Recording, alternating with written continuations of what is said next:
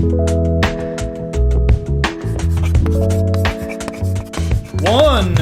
two, three. Hey, everybody. Welcome back to Chalkboard History. This is the, I don't know. What is this? Episode 5, 6, 7 of volume 2. Volume 2. Accidental President, Free Homer or Grave. We got to use the chalkboard next time. Get our act together. So today we behind the camera we have Adam Thomas, who decided that we should have a meet the staff round, and I think it was a good idea. So we've been churning through BOFT staff, and today we are joined by David Van Dyke, who is he's actually one of the most tenured members of the staff. So, Mr. Van Dyke, good morning. How are you? I'm doing well. How are you? I'm good. So you've been around really since you started working at Carter House, literally within a few weeks of the trust taking over. But tell us why you do this. Why did you get involved? And then all these years later, you're not at Carter House. Now you work almost exclusively at Ripa. But yeah. Why do you do this? Well, when I got involved, it was 09, I guess. Mm-hmm. No, actually before then, 08. I had bypass. So I live in Columbia. I had bypass surgery, quad bypass in 07. And still smoking cigarettes. And still smoking cigarettes. I didn't say I was very smart about things, but I was restricted in what I could do. But there was a place up in Franklin that I could go and sit and talk about things that I was really interested in. It was called the Carter House, right. And that's where I first hooked in. Was in 07, 08, I guess, at the Carter House. So I guess you could say that Franklin saved my life because it gave me something to do, something to occupy a mind that was needed something to occupy. What do you remember from the early days of the trust? Chaos. Yeah, you were there. We were there. When the trust first started, there were a lot of people that didn't think it would make it, and I'll have to admit I was one of them. But I was only the Carter House, and I was getting that side of the story. And it probably wasn't maybe 6 or 7 months later that I finally told myself, we're going to make it. And the reason was that I had spent time with you. And learned just how focused you were and just how dedicated you were to making it work. And I decided, if there's anybody on this earth that can make it work, it's Eric. Well, and you did, my friend. I appreciate that. I learned over time. I had a little inkling of this because I knew Bobby. Yeah. But it really wasn't apparent to me. It was probably 6, 7, 8, 9 months. How much dishonesty had been at play on the Carter House side. And what I mean by that is the way that all of you were lied to. Yep. The things that were said, that you were all going to lose your jobs, that the Carter House was going to be ruined. And I think that, honestly, it just pissed me off because those conversations had never been had on the Carnton side or those of us who were involved. And so I'm still pretty proud to say that other than a couple of those rogue members of the Carter House, most everyone lasted a long time, or like yourself, are still around. Yeah. Because I think the proof was in the pudding, as they say. It was, and the stories we were getting, Carnton was the enemy.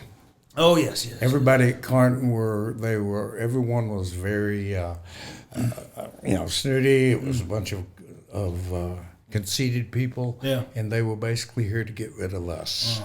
Now that's the stories we were getting. It is remarkable. There is a truth and a rhythm to what you're hearing when everybody tells you the same version of the story. And every person, you, Bobby, Angel, Elizabeth, Alan, Jim Knight, Jim Chaparro, all of you independently were saying the same thing. And I was like, my God, they being really just a couple of people, had really convinced everyone that the world was going to be over. Yeah. Yeah. At least their worlds at Carter House were going to be over. And see, I was in a situation, I wasn't really working for Carter House. I was just hanging out there and basking in it. And so to me, it was not, so what? If Carter House goes under, I don't have any place to go. Right. But you think about people like Bobby and like Angel and Elizabeth. Right. That was their job. It also struck me because I had always, I worked at Carnton, but I worked at Carnton because they wouldn't hire me at Carter House. But I had a great affinity for both sites. I wasn't a favorite. And I also came to understand that there were certainly people on the Carter House side who, because of the way Carnton was portrayed to them, they never got to, until the trust was created, they never got to appreciate everything that Carnton was and the story there of the McGavics and of that part of the battlefield and, frankly, of the cemetery. I remember one day I went to Carnton. I hadn't been before. I'm going to go take the tour. And I wound up doing it 2 or 3 times. And I realized that their story and our story, it was the same story. Yeah. And quite honestly, a lot of people at Carter House at that time, I don't think had ever been to Carnton. I don't think they'd ever taken a tour. I remember one of the early staff meetings. It had to be within a couple of months of the trust taking over the management at Carter House. And to be clear, the trust took over management at both sites. It's not like Carnton took over management at Carter House. There was this other organization created. But anyways, we're having a staff meeting, and as you know me, I was pretty fixated on fleshing out, getting rid of elements that were not based in fact or bordered into fiction. And it was a story about how Fountain Branch Carter had freed his slaves. Right, went to a church service and heard about Moses and Pharaoh and all that, and so he went home and freed all the slaves. And I remember asking someone who worked there at the time, who didn't last long, I was like, well, it's funny that he would free his slaves in 1859 because they're all on the 1860 census. Still paying tax on them. Right, and his response was, well, they just decided to stay. And I was like, okay, that's not how the world worked, but okay. So kind of an ad hoc answer. Right. So now we're managing it, and that I brought up in a staff meeting that we're not going to say this anymore because it's not true. It was never true.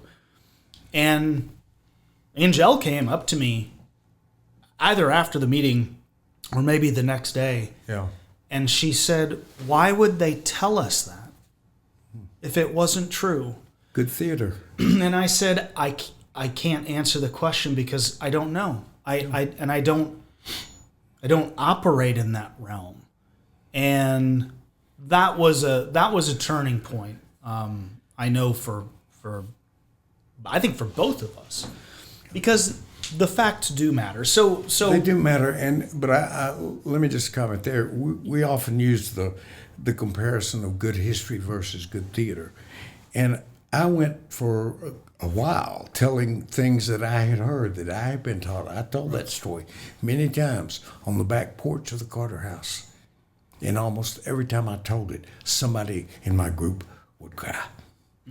It was such good theater. It just held them, Yeah, and it made them cry because it seemed like, well, how benevolent. And yes. And the reality was there was no benevolence. There's no benevolence at all. None whatsoever, which can make you cry for an entirely different reason if you really think about it. Well, you got to think of it, too, that the Carter House, and I was told this, the Carter House is now and will always be a Confederate shrine. Yeah. Oh, boy. Those old-timey memories, which that terminology ran completely contrary to those who had saved the site in the 1950s, because in the original documentation, it was said that the Carter House was a memorial to the Battle of Franklin. Mm-hmm. It didn't say anything about Federal or Confederate. And I will admit, when I visited the site for the first time in the mid-90s, there were two things that struck me. Yeah. One, there was no United States flag. There was only the Confederate battle flag. But I conceded that, well, it is the South, right? But then there was something else. I remember feeling on several visits decidedly unwelcome because of questions that I would ask or, perspectives that I had. And I would get that, it was the sort of bless your heart attitude. Yeah. And I just remember thinking, if I am being treated this way, or if I feel this way, I can't imagine how a multitude of other people must feel. And I, as the years went by, and then moving to Tennessee and experiencing it, it reminded me how close we were to the past. Yes. That those attitudes were not that long ago. And there's still some of them, but they're not running. They're not in charge of the Carter House. And it's not like we're so smart and clever. I mean, we're truthful. But this has been a revolution among across historic sites nationwide. Civil War sites, antebellum sites, presidential sites. Right. And a lot of people it's not like it used to be. Right. Because, the way that it used to be wasn't right. Wasn't right, or was so biased one way or the other that you couldn't get the full story. Too sympathetic to a nostalgia about the Old South, like it was a Bugs Bunny cartoon, right? Lost cause. Lost cause. So let's go forward to, actually, before we get to we're going to talk about Ripa Villa in a minute. Tell us about one of your specialties, which is the Battle of Campbellville, which is an early, very sharp cavalry action in the Tennessee campaign. But tell us why Campbellville is important and why you have been fascinated by it. Well, it really goes back to one of my great-grandpa's brothers. Grandpa was there were 6 brothers who were in the war. And the youngest brother, Neil, had basically disappeared. He joined the Army. The Union Army showed up, stole his horse. He joined the Confederate Army, and he never... So this is Neil Van Dyke? Neil Van Dyke. That's all I'd ever heard. My daddy was named Neil. He was named for him. I heard these stories. Nobody knew what happened to Neil. And I kind of took it on myself. This was in that period of time when I'm looking for things to do, to find him. Because the other boys I had traced, and realized that at that time, there was no Fold 3. There was no, if you wanted a record of a soldier, you had to apply, go to the archives and pay a tremendous amount of money. Yeah, right. and either get it or not. But I was also doing some other family research, and I found in an 1850 census in Giles County him listed as Cornelius, and that kind of opened the door. Well, anyway, connection to Campbellville. I found him listed, 21st Tennessee Cav, sent off for his record, sitting at the house in Columbia one Saturday afternoon. And that envelope came, and I opened it up. And I'm reading about him. He joined Centerport, Tennessee. Captured Campbellville, Tennessee. November 24th. Well, actually, it said 26th. I think that's when he was turned over to provost in Columbia. And Campbellville. There's a road that I go on every day. It's called the Campbellville Pike. I wonder if there's any connection. Yeah, there was. That's where he was captured, probably 10 miles from where I was living. Mm-hmm. And I ran on a little bit further and found he'd been sent to Camp Chase. He died there in February of 1965. Buried, gave his grave number, and his grave number is 1461. That was my post office box in Columbia. So I was hooked. Absolutely. Didn't you have some goodies from Campbellsville? Where'd you put them? Oh, I don't know. What did I do with all my goodies? Yeah, I think I laid them on the floor down here. Well, I took a little trip down to Campbellsville and got in, yeah, there was a battle down here, and I got talking to those people, and I was truly hooked. I spent about 2 years researching that battle. Right. Found out where Cornelius had been captured and that type of thing. But that was how I got hooked into Campbellsville. So before you open up the bag, I think for everybody who's watching, the Battle of Campbellsville wasn't just a novelty. The Battle of Campbellsville was very important. Extremely important. In the early days of the Tennessee campaign. In fact, when I put the second edition of my first book out, I fleshed out a little bit more because Campbellsville is west of Highway 31. So as John Schofield and the Federal Army are retreating from Pulaski to Columbia, Campbellsville is kind of midway between the two, but a little west of the road. The Confederate cavalry was driving in from the west, from the southwest, through the Campbellsville area, trying to cut the Columbia Pike. Two divisions held off by a single division of Federal cavalry that never really gets the credit it deserves. One mystery brigade that we're not sure. And that is what happens there is it allows Schofield to escape and retreat northward to Columbia. A lot is happening in that couple of days from the 22nd. You've got poor old James Wilson. He gets a lot of bad press, and he deserves a lot of it. But I often think of him as almost like somebody that's helicoptered into the Titanic and put off on the deck.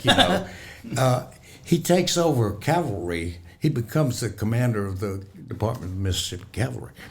And if you look at the paper, February 20th, if you look at just what he's got on paper, just over 11,000 men, 11,3, something like that.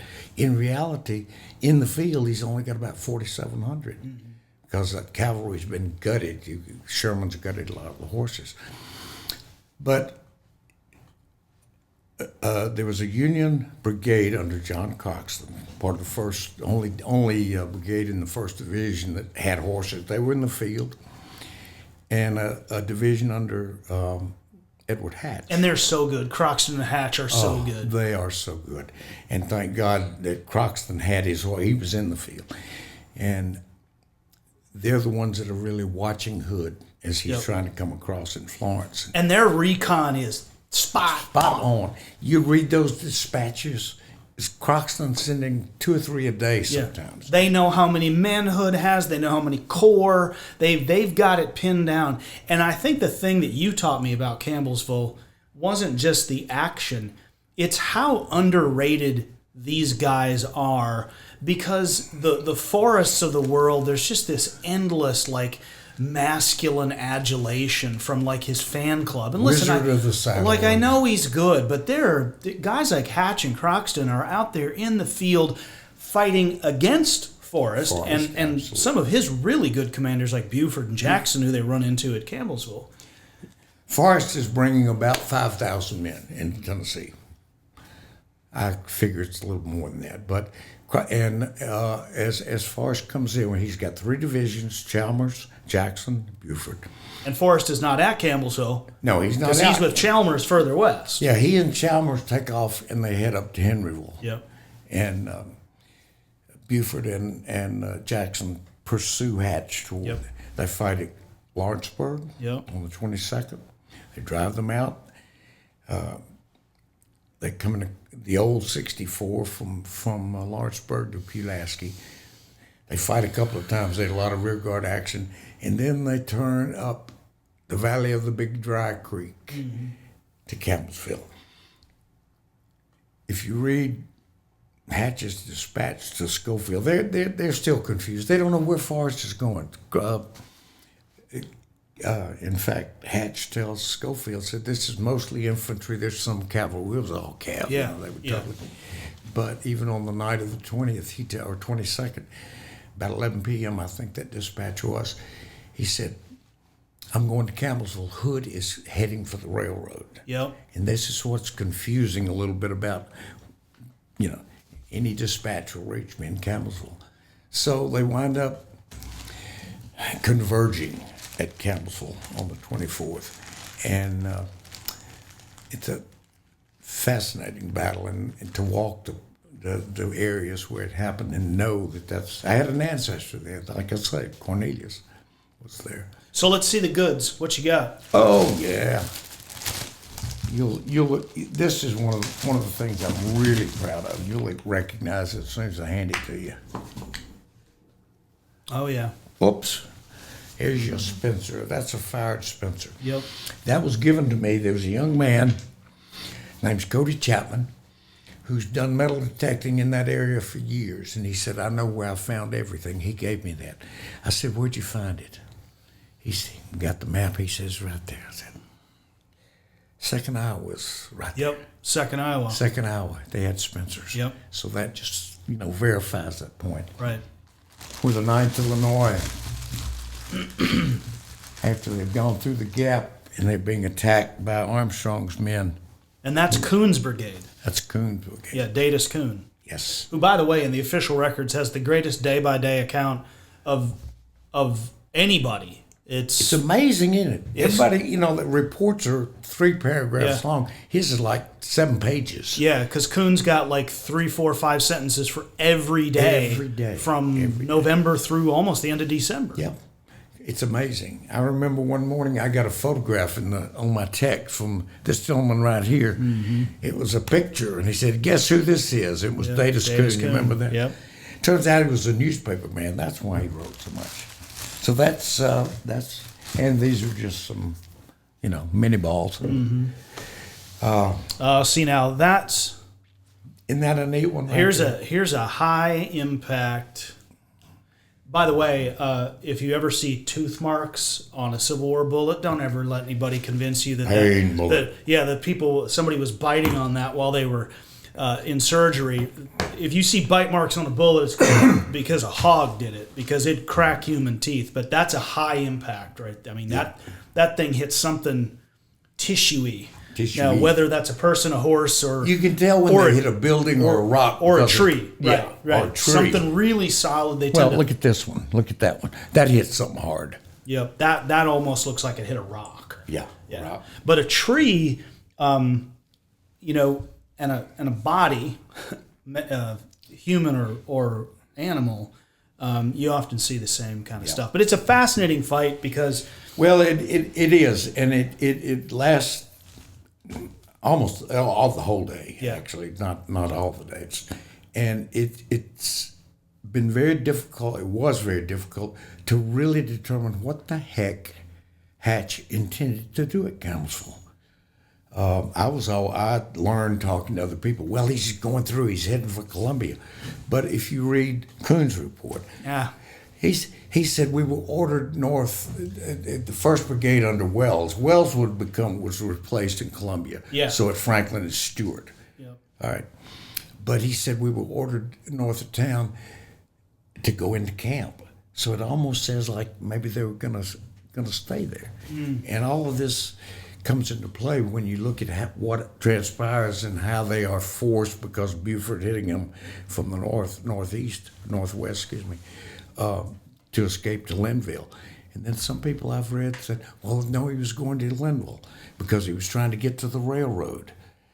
And he wasn't going to, See, I think, but we got to move on to Ripa Villa, but I think one of the things that sometimes can mislead historians, scholars, writers, is sometimes what isn't said, but sometimes these guys wouldn't write this because it seems so obvious to them that they didn't need to say it. Yeah. And I think they were headed toward both Campbellsville, the Turnpike, and the railroad, and Linville, because it's all in a straight line because they knew Schofield was in Pulaski, and with Hood moving, they knew Schofield had to pull north. And I think Hatch's instincts told him he had to try and hold the Confederates west of the Pike. Yes, and I think... And he just never wrote down, well, here's what I was thinking. Well, he winds up in Linville because really that's the only escape that he's got. That's right. Once Campbell, he squirts out the east side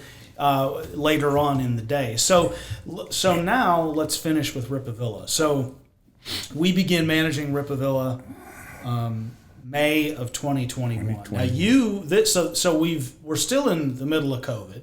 You had some delicate health issues that, although not obvious, I think you were concerned that if you got COVID, it could be pretty bad. Yeah. But anyways, so we start managing Ripa Villa, and almost organically, you never really go back to Carter House. No.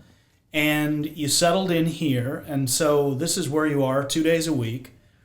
So tell us what it's been like 15 years after you started, 15 years after the trust, and now here we are a few years into Ripa Villa. What's it like here? Well,